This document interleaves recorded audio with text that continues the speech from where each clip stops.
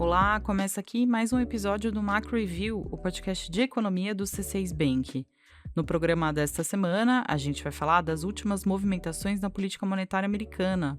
O possível corte de juros nos Estados Unidos está movimentando os mercados.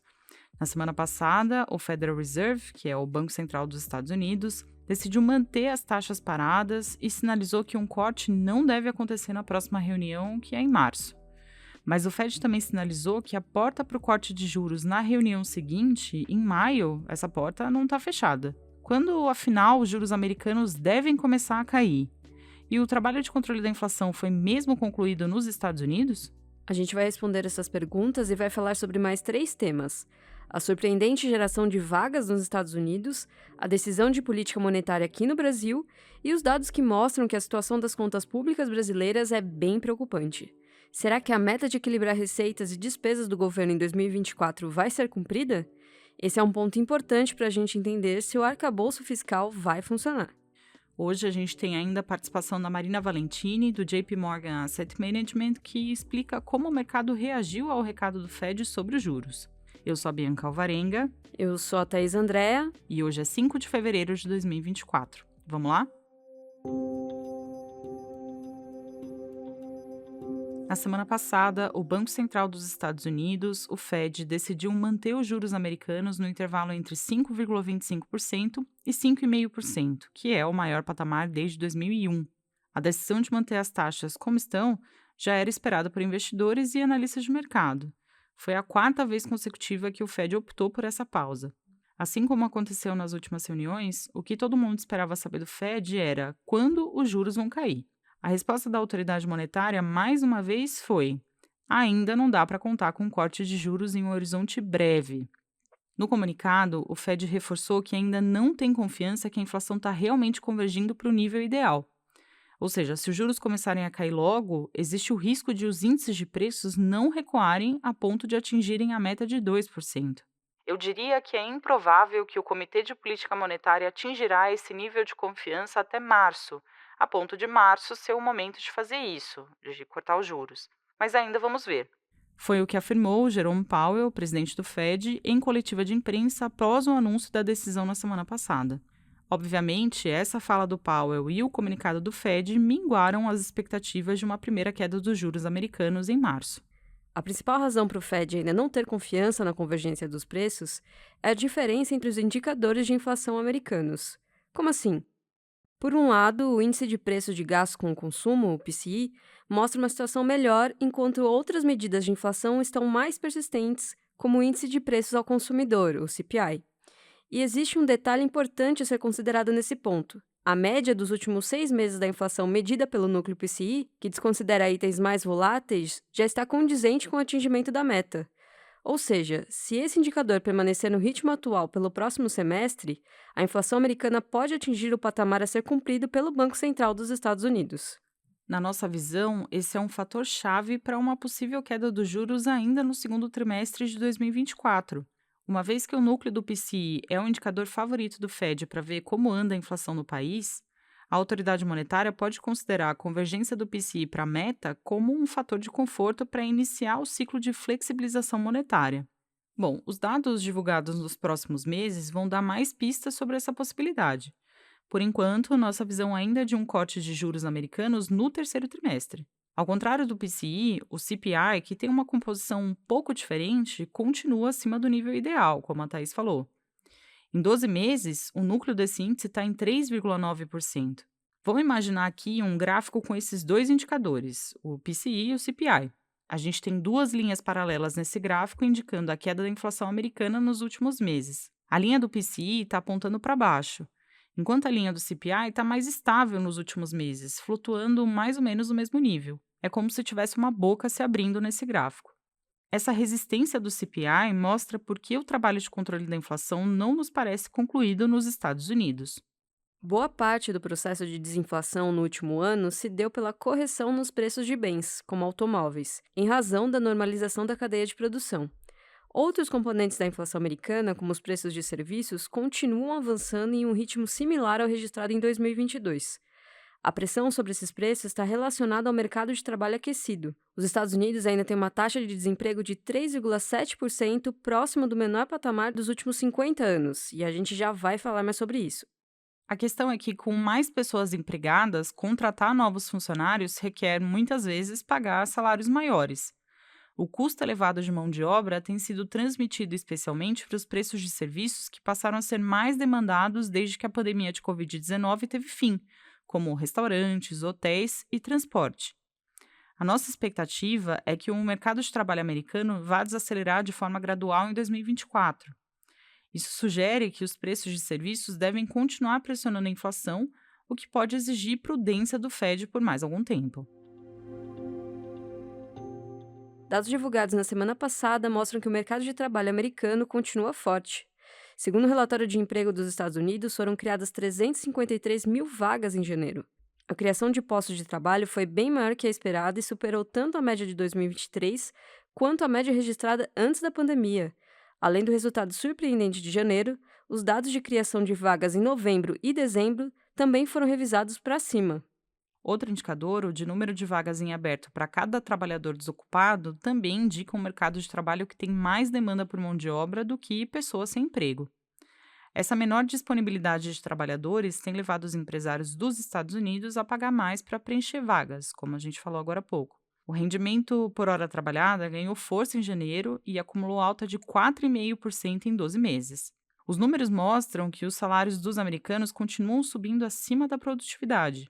Reforçando, nesse cenário, os preços de serviços ainda devem ser uma preocupação para o controle da inflação pelo Fed.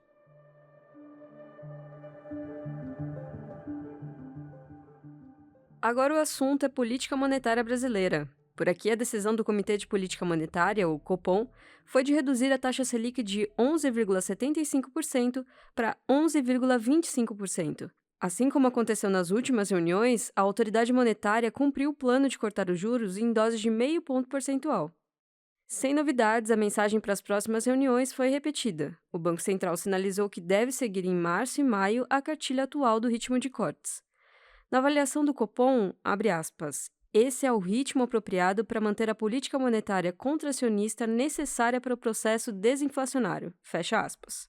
Havia alguma expectativa no mercado sobre a postura dos dois novos diretores indicados para o Copom no final de 2023, mas o comunicado evidenciou que foi unânime a decisão de manter a sinalização de cortes da mesma magnitude nas próximas reuniões. O comunicado mostrou que as projeções de inflação no modelo do Banco Central para 2024 e 2025, que é o cenário de referência, essas projeções ficaram estáveis em 3,5% e 3,2%, respectivamente. A meta de inflação para os 2 anos é de 3%. Ou seja, no cenário do Banco Central, os índices de preços estão convergindo para o nível a ser alcançado, considerando uma queda da Selic para 9% em 2024. Na nossa visão, não há sinais, por enquanto, de que o Banco Central vai acelerar o ritmo de corte de juros no Brasil. A expectativa de inflação ainda acima da meta e a condução mais cautelosa do Fed são indícios de que há pouco espaço para o Copom apertar o passo. A gente acredita que a Selic vai encerrar 2024 em 9,25%. Em 2025, nossa expectativa é de juros em 8,5%.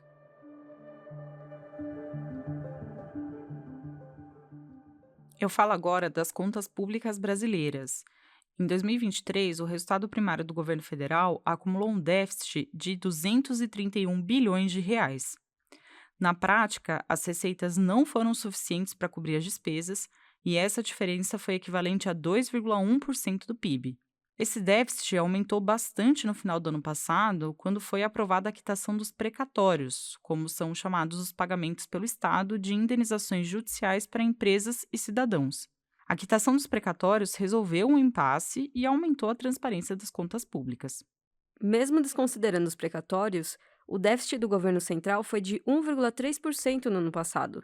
É o maior déficit desde 2020, quando o pagamento de auxílios durante a pandemia ampliou consideravelmente as despesas do governo.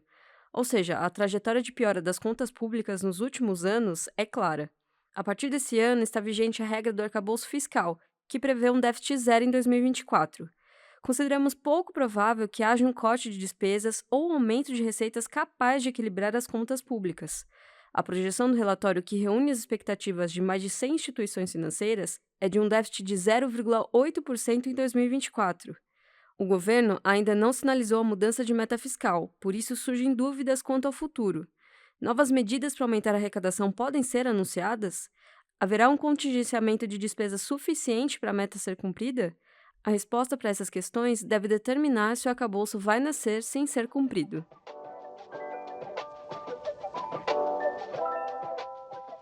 Agora a gente passa para o quadro Mercados Globais. É o espaço em que a Marina Valentini, estrategista do JP Morgan Asset Management, analisa o movimento dos mercados lá de fora e a forma como os investidores estão recebendo as notícias do campo econômico. No episódio de hoje, a Marina conta como os mercados reagiram à decisão de juros nos Estados Unidos. A gente falou a mensagem passada pelo presidente Jerome Powell, que disse que um corte em março é pouco provável, foi assimilada e já mexeu com os ponteiros das expectativas dos investidores. Vamos ouvir o comentário da Marina. Parece sim que o Fed gostaria de ver mais alguns dados de inflação adicionais nos próximos meses e esperar para ver se realmente tem uma maior convicção e uma maior confiança de que a inflação vai alcançar sim a sua meta de 2% de uma maneira sustentável, né? Essa palavra-chave é que seja uma queda sustentável da inflação.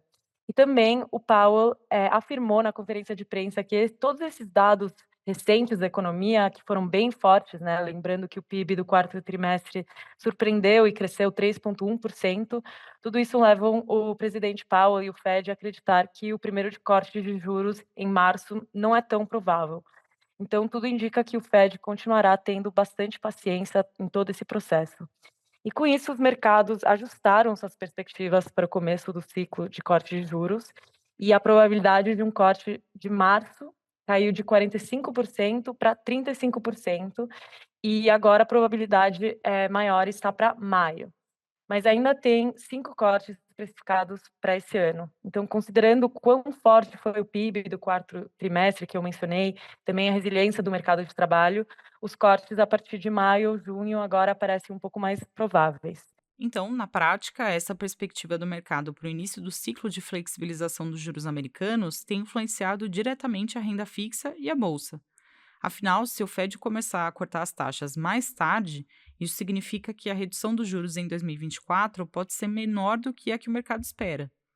Por isso, como explica a Marina, os ganhos da bolsa esfriaram um pouco na semana passada, apesar da boa temporada de resultados das empresas dos Estados Unidos. Vamos ouvi-la. E a reação das classes de ativo, pensando em renda fixa, renda variável também, depois da reunião, eles foram um pouco mistos. Os juros dos títulos de renda fixa do Tesouro Americano caíram ao longo da curva, enquanto as ações tiveram uma queda moderada.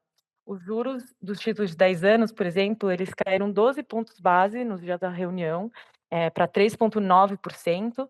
Já o índice S&P 500 fechou em queda 0,7% no dia. Então, isso sugere que o mercado de renda fixa, por um lado, ficou um pouco mais animado, está comemorando as perspectivas de corte de juros chegando, enquanto as ações e os ativos de maior risco ficaram com um pouco mais de receio. No entanto, vale a pena lembrar que acabou sendo uma semana positiva para o mercado de renda variável também, pois outros fatores influenciaram o mercado de renda variável semana passada, como a temporada de resultados de lucros de empresas americanas que continua, e onde vimos algumas empresas, principalmente de tecnologia, algumas outras empresas também, publicando resultados de lucros melhores do que esperado. Então, isso acabou puxando o mercado de ações um pouco mais para cima. Então, como a gente vem falando, achamos que é um ótimo momento para preparar nossas carteiras e ter uma maior exposição a ativos de risco. Hora da nossa agenda, eu compartilho agora os dados econômicos que nossa equipe acompanha nos próximos dias. Na terça-feira, 6 de fevereiro, o Banco Central divulga a ata da última reunião do Copom, com mais detalhes sobre a primeira decisão de política monetária do ano. Na quarta-feira, a gente vai saber o resultado da pesquisa mensal do comércio. Nossa expectativa é de uma alta no varejo ampliado em dezembro e no acumulado de 2023. Na quinta-feira, 8 de fevereiro, o IBGE publica o IPCA de janeiro. A gente espera uma alta de 0,35% da inflação no mês passado, alta puxada principalmente pelo grupo de alimentação no domicílio. E terminando a semana, na sexta-feira, vai sair a pesquisa mensal de serviços de dezembro. A gente acredita em uma estabilidade do setor em relação ao mês anterior. Bom, é isso, chegamos ao fim do episódio. Muito obrigada a você que nos acompanhou até aqui. Eu vou aproveitar aqui para fazer 2 convites para quem está nos ouvindo. O primeiro é um convite para você acompanhar o último episódio da live Visão Global. Na semana passada, eu conversei com a Gabriela Santos, que é estrategista global do JP Morgan Asset, sobre as expectativas para os mercados agora em 2024. No nosso papo, a Gabriela analisou como os eventos deste ano, a expectativa de queda de juros, as eleições nos Estados Unidos, o conflito no Oriente Médio, como tudo isso pode impactar os investimentos, e ela também deu boas dicas para o investidor identificar riscos e oportunidades nesse cenário. O áudio da live está disponível aqui no Spotify e a conversa em vídeo está lá no YouTube, no canal do C6 Bank. Agora, o segundo convite é o que a gente faz sempre aqui. Se você gostou desse episódio, compartilha com a gente as suas impressões na caixa de comentários do Spotify ou do YouTube. Quem faz parte da equipe econômica do C6 Bank são o Felipe Salles, a Cláudia Moreno, a Cláudia Rodrigues, o Eliezer Jacob e o Felipe Mack. A produção e o roteiro são desse time todo junto com Bianca Alvarenga. A edição de som é comigo, Thaís Andrea. A divulgação nas redes sociais fica com a Ana Vischer. Lembrando que você pode seguir o Mac Review na sua plataforma favorita de podcasts. Assim, quando a gente publicar um novo episódio, você será notificado. É bom para quem quer ficar por dentro da economia e para quem quer conhecer uma visão original dos fatos econômicos. Uma boa semana para você e até a próxima!